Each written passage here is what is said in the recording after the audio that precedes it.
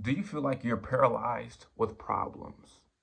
So much so that your thoughts are obsessing about the current circumstance, the current situation that you're in. You are obsessing over the problem. And what I've realized is when we come to the point where we are obsessing with problems, one of the things that our mind needs is a reset to where we're not obsessed, we're not anxious, we're not constantly thinking about the problems that we are encountering, the problems that we've imagined up the road, that we're not obsessing about those problems, but that we're putting the problems into the right perspective. And so what this requires is a reset.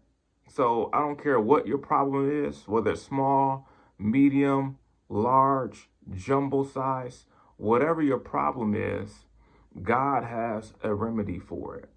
So whatever that problem is, just know that when you put it in God's hands, that God has a solution for what your problem is. And so I think about it like this. I remember when my children were first getting introduced to DVDs.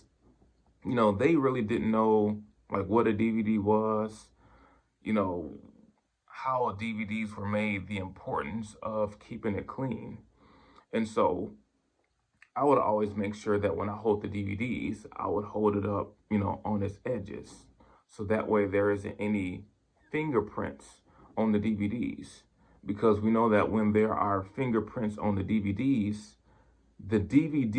will not read properly. So when the disc is dirty, you might find oftentimes, whether you're watching a movie, that you might have a certain scene, and because the disc is dirty and it has fingerprints on it, a lot of times the DVD will get stuck in a certain section, and it's continuing, like, trying to buffer and trying to move past the next section. But because it has those spots and those prints on the DVDs, it can't move forward. So when it comes to your problems, the problem is we have our fingerprints all on the circumstance and the situation.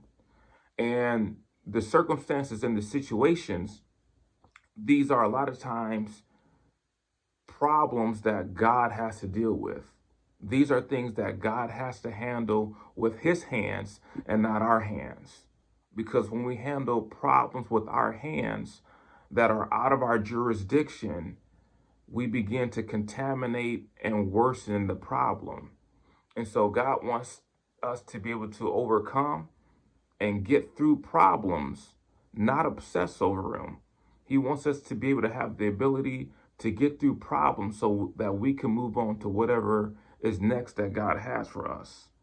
And so you might be asking, like, why would you title like this, like, does micromanaging God works? Like, why would you title this video that?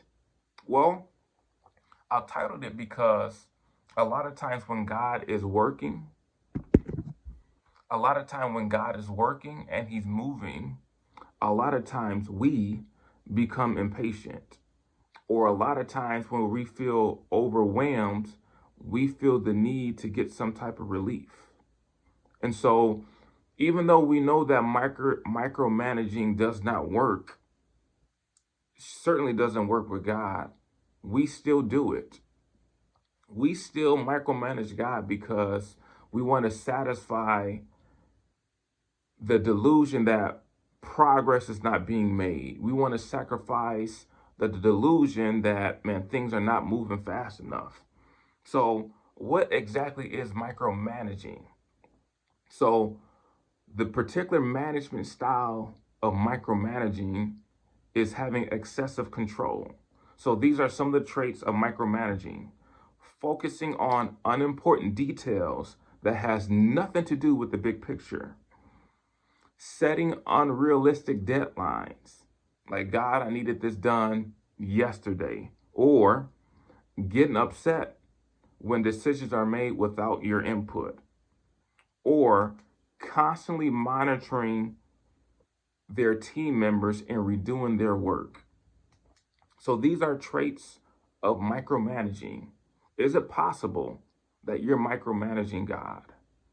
Is it possible that the work that he is doing to set you up for what's next, is it possible that you're actually redoing his work? So here's the answer. The answer is actually found in 1 Kings chapter 3, verses 1 through 15. Read the whole thing when you get a chance. But here's the essence of the story. So God appeared unto Solomon in a dream. So Solomon was the son of David, who was king. David passed on. Now Solomon is in charge of governing a body of people, which is huge responsibility. So here's what Solomon requested when God came to him and said, hey, ask anything you want. He said, your servant is here among the people you have chosen, a great people, too numerous to count or number. So give your servant a discerning heart to govern your people, to distinguish between right and wrong. For who is able to govern this great people of yours? In other words, what Solomon asked for was for wisdom. He asked for wisdom because he had great responsibilities. And great responsibilities unattended will become problems.